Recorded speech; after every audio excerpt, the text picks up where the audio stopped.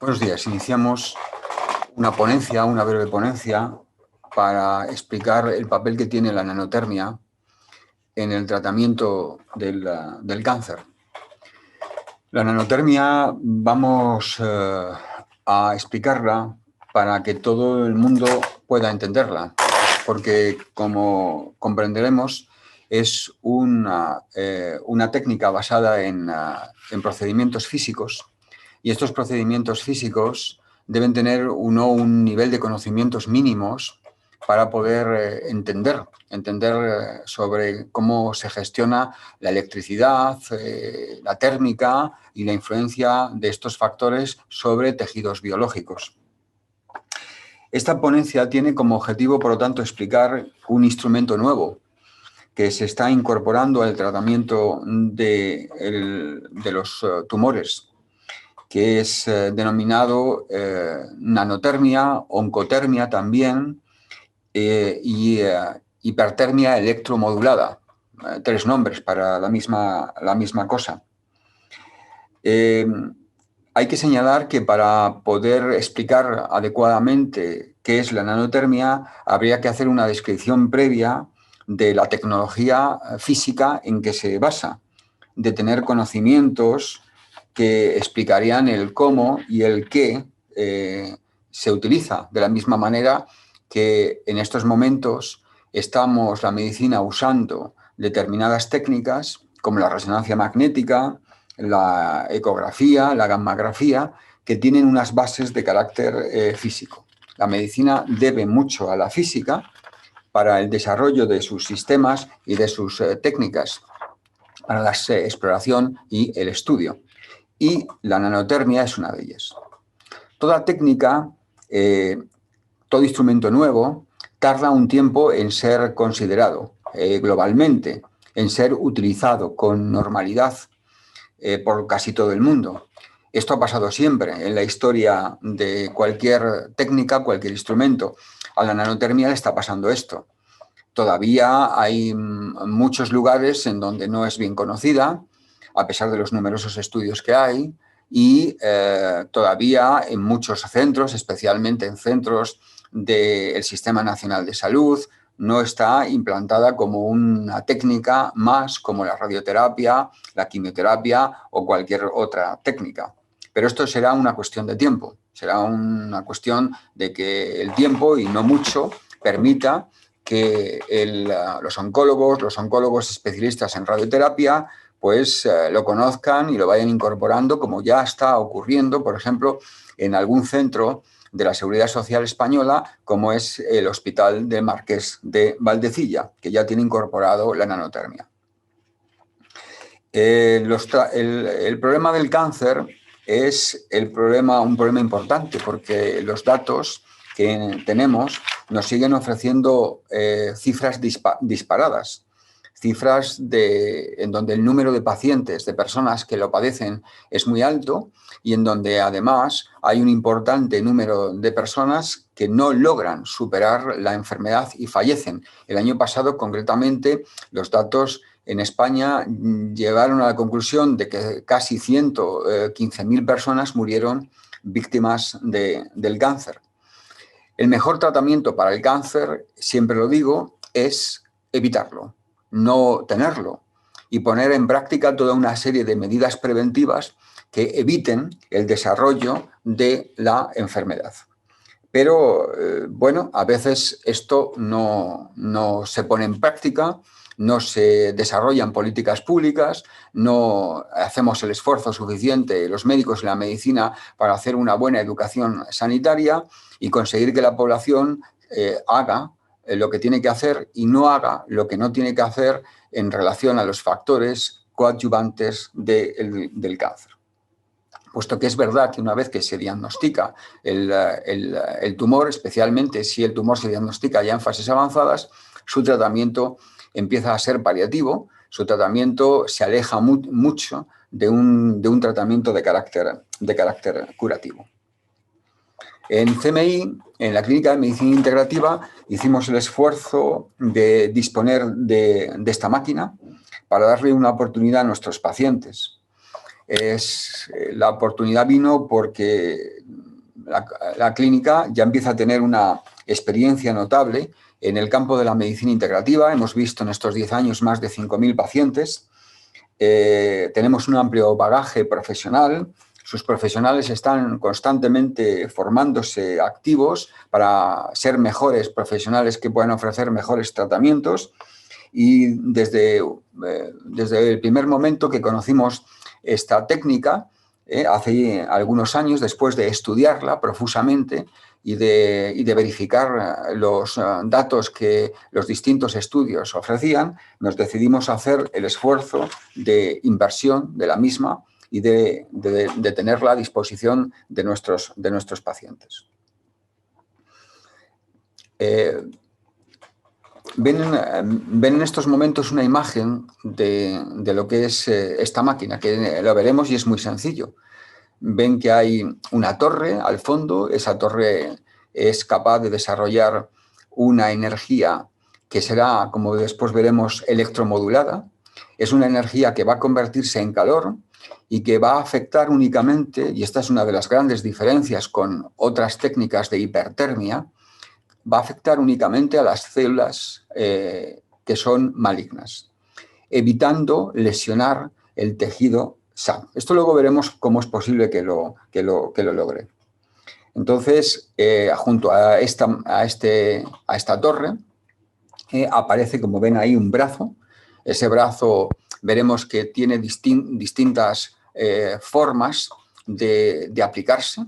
Es en ese caso, están viendo un brazo con un tamaño grande que afecta o puede trabajar determinadas zonas donde está el tumor. Hay otros dos brazos. Esos dos brazos tienen distinto tamaño, que se ajustan al tratamiento y a la localización y que facilita concentrarse en el campo donde está el tumor. Y ven que además hay una cama. Esa cama es una cama de agua caliente, que se mantiene siempre a una misma temperatura y en donde el paciente se tumba cómodamente y establece un circuito, el paciente, un circuito en la exposición energética, ¿no? La exposición de energía que va a crear esa torre. Los tratamientos van a durar entre hora y media, dependiendo del tipo de tumor y también dependiendo del órgano. Y es un tratamiento que, como luego diremos, tiene una característica fundamental, es que es inocuo, genera prácticamente ningún efecto secundario.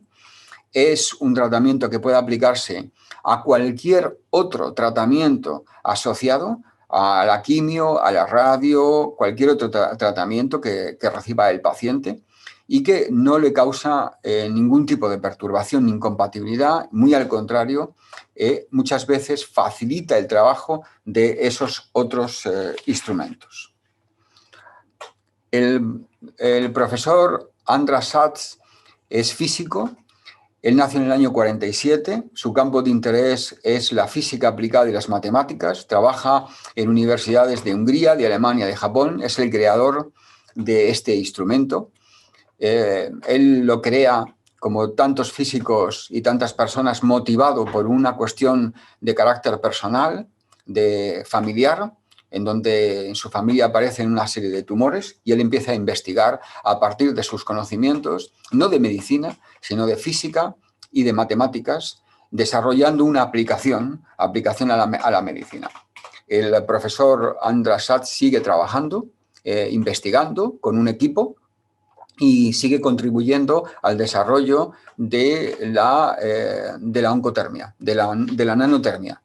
Creó en su momento una empresa fuera de la universidad, una empresa de transferencia tecnológica, que es la encargada de la fabricación de los instrumentos, y la investigación se hace tanto en la universidad, lo hacen ya equipos en distintas partes del mundo y hay una colaboración entre todos ellos.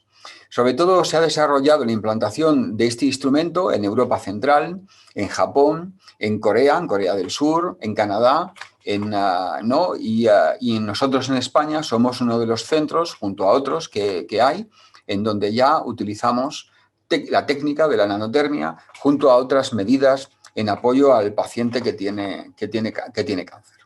Pero bueno, el doctor András Satz, al que he tenido la oportunidad de conocer y de escuchar varias veces en distintas conferencias, es una persona que se le tiene que reconocer el trabajo que ha hecho en este campo. Todo tumor no surge porque sí, y no surge de la noche a la mañana. Hay un proceso que se llama carcinogénesis. Ese proceso de carcinogénesis es un proceso tumoral porque unas células normales, ante una serie de agresiones que son constantes y continuas, pierden el control. Van a perder el control. Las células, como se pueden ver en ese dibujo, ante una serie de agresiones, tratan de adaptarse. Siempre pongo el ejemplo de un zapato que roza. Si ese zapato que roza produce una llaga y si nosotros seguimos utilizando ese mismo zapato, pues la llaga no curará, se desarrollará una herida, se desarrollará una úlcera, se desarrollará una infección subsiguiente y habrá un auténtico problema. Pero si somos capaces de identificar la lesión o el conjunto de agresiones que desequilibran a esas células, pues podemos controlarlo, podemos evitar que llegue a un punto, como ven en el dibujo, en donde pasamos de una hiperpoblación, la formación de una serie de pasos celulares que son adaptaciones, hasta el desarrollo de un conjunto de células que ya no tienen control. Este conjunto de células ya van a actuar por sí mismas, van a actuar sin control y van a tener unas características especiales. Van a tener un metabolismo distinto, van a ser células reprogramadas metabólicamente y eso conlleva una serie de características especiales que tiene la biología de la célula tumoral.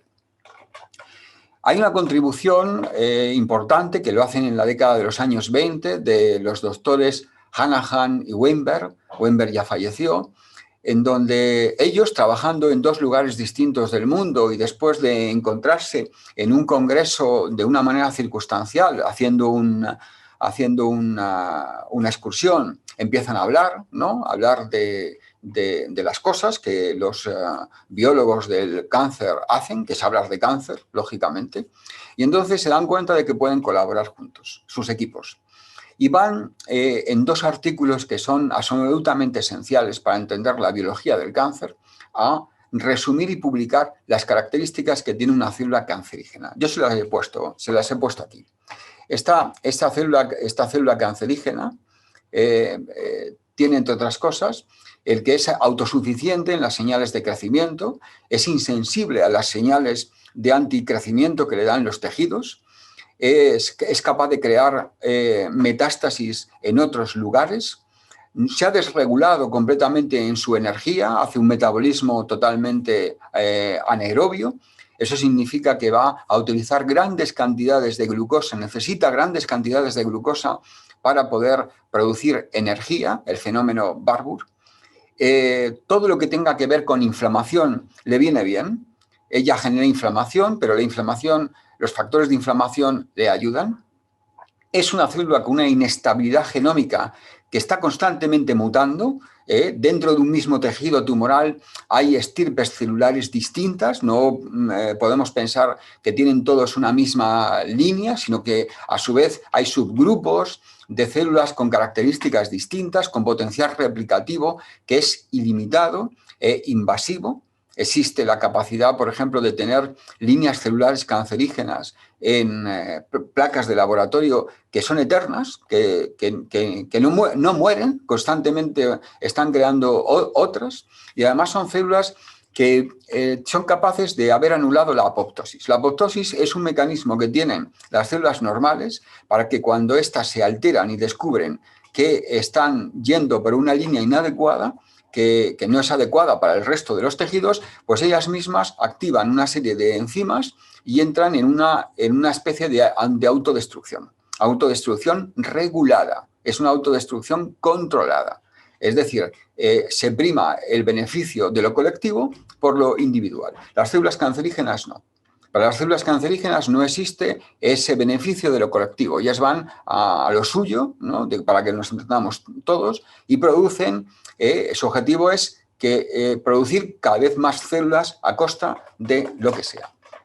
Estas características, los llamados hallmarks, que se definieron en inglés en 2 artículos a lo largo de la década de los 20, permitieron establecer estas características de la biología del cáncer. Pero claro, estas características de la biología del cáncer también nos indican los puntos débiles. Conociendo a tu enemigo, eres capaz de desarrollar técnicas o desarrollar aplicaciones que te permita actuar sobre ellos. Y entonces esto es, por lo tanto, la primera fase del tratamiento adecuado de los tumores. Quien quiera leer, y siempre lo digo, algún libro interesante sobre la historia del cáncer, es decir, cómo hemos llegado hasta aquí, por qué hemos hecho esto, por qué hemos hecho estos tipos de tratamientos, yo les sugiero leer este libro, escrito por Siddhartha Mukherjee, que es un oncólogo, escribe muy bien. Ese libro, El emperador de todos los males, una biografía del cáncer, fue premio Pulitzer. Y la verdad es que es un libro que siempre que lo abres y lees algún capítulo, te ofrece algún tipo de información interesante. Lo recomiendo y lo sigo recomendando para todos aquellos que tengan un interés añadido.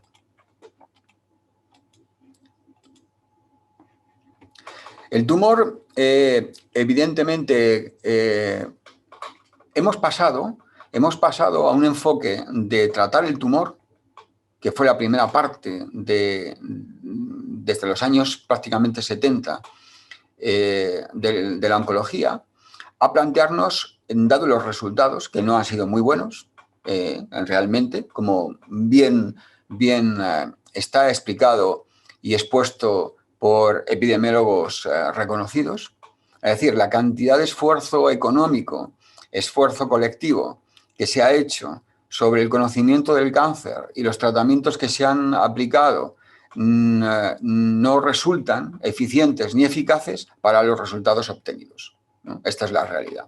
Entonces, hemos hecho acciones muy agresivas buscando de hacer lo que fuera, porque era necesario, a un coste muy alto, con efectos secundarios muy importantes, y eso conllevaba también alteraciones notables del propio sistema inmune, que quieras o no, es el organismo, es la parte de nuestro organismo que tiene que estar destinada a luchar contra el tumor. Por eso, hoy cada vez más se está buscando un nuevo enfoque. Desde hace un tiempo el enfoque ha comenzado a ser otro. Y ese otro significa ver al paciente en su conjunto. Pensar que tenemos un paciente con un cáncer. Y de hecho lo primero que hay que hacer es preguntarse cuál han sido el conjunto de hechos y circunstancias que han llevado a esta persona al desarrollo de esta situación. Una de las características que tiene la célula tumoral es que tiene una alta conductividad eléctrica. Y esto es debido a que tiene una concentración de iones negativos libre muy alta en el espacio extracelular. El que tenga una mayor conductividad eléctrica significa que es como un imán para cualquier aplicación de carácter eléctrico. La convierte en un imán. Cuando aplicamos, en este caso, energía en forma de calor, esa energía en forma de calor expuesta a un tumor, significa que ese calor se dirige fundamentalmente a través de la célula cancerígena porque le atrae, porque su conductividad es muchísimo mayor que la del tejido sano. Y esta es una ventaja y en esto se basa la nanotermia. Claro, aquí vemos algunas diferencias entre la célula sana y la célula maligna.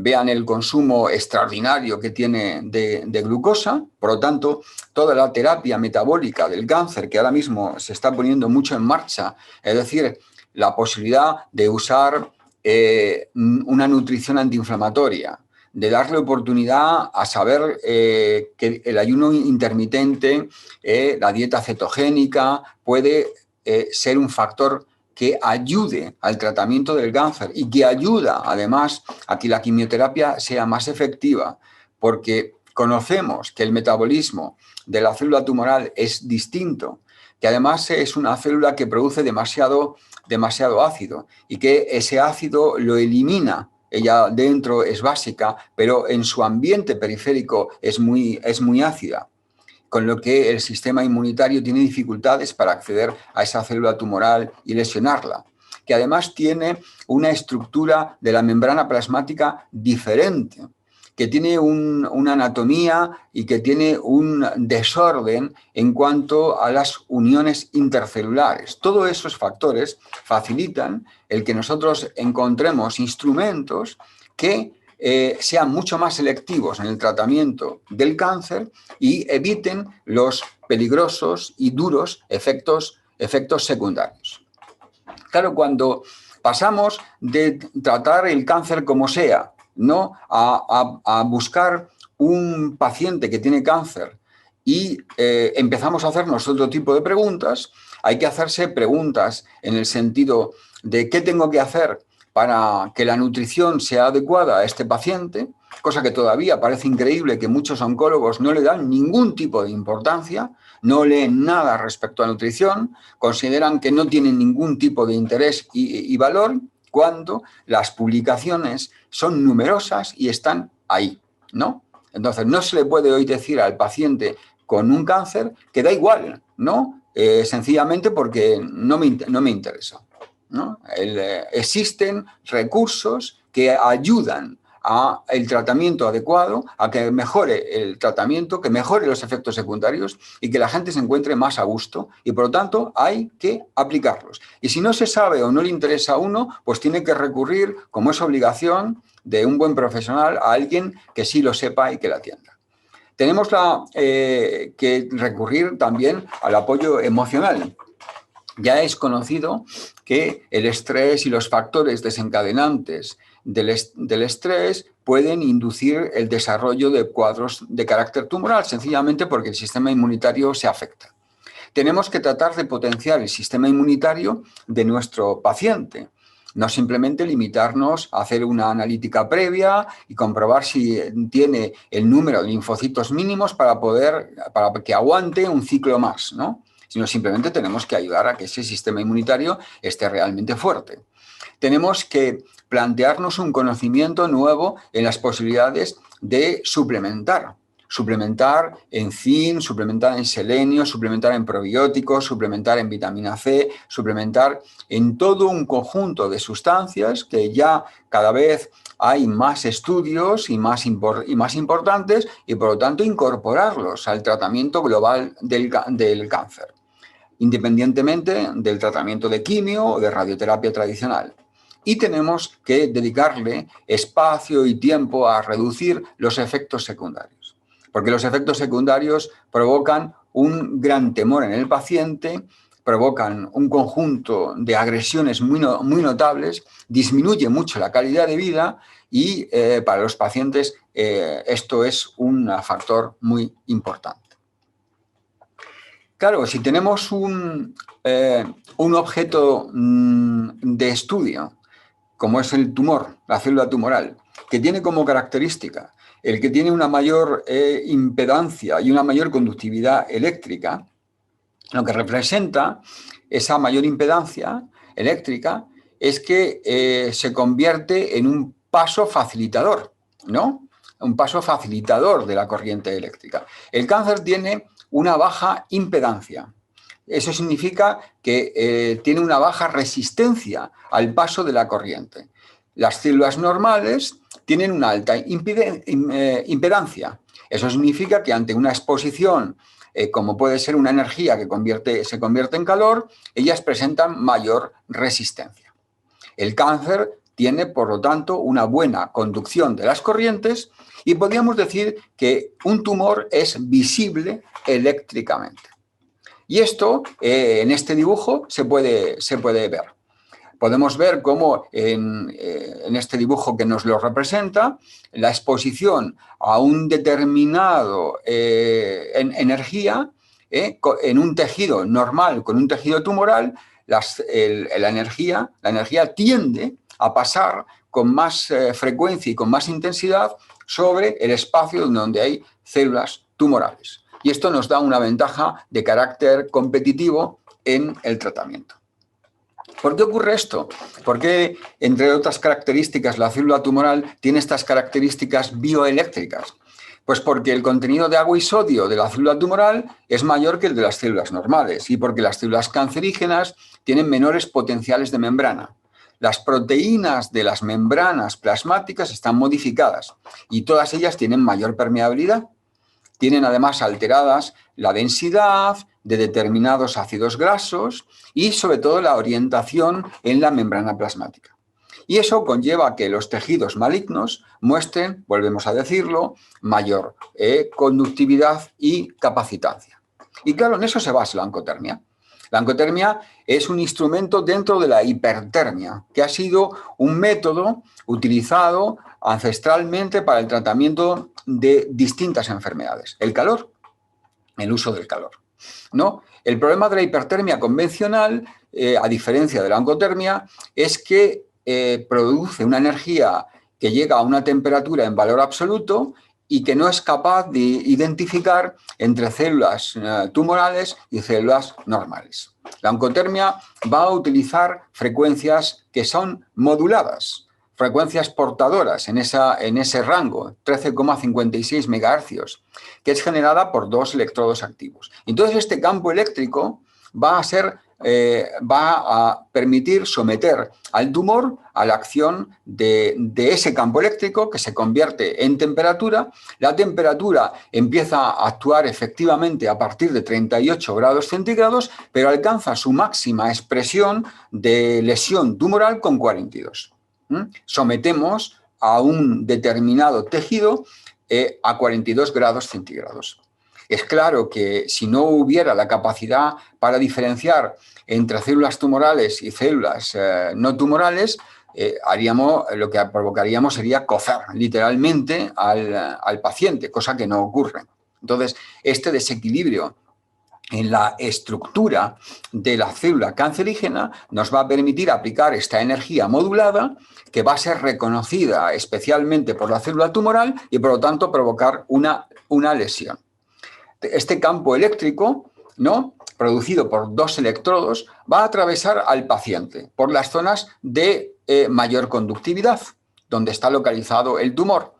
El paciente se ha colocado en esa cama, que es un electrodo fijo de contraposición, le aplicamos un electrodo móvil, como hemos visto antes, que se adapta al lugar donde está localizado el tumor, por eso localizar el tumor con un PET-TAC o con una prueba de imagen es muy importante, saber exactamente el espacio donde está ocupando su sitio para colocar el brazo superior encima del tumor y empezar a aplicar la energía que va a dañar ese tumor.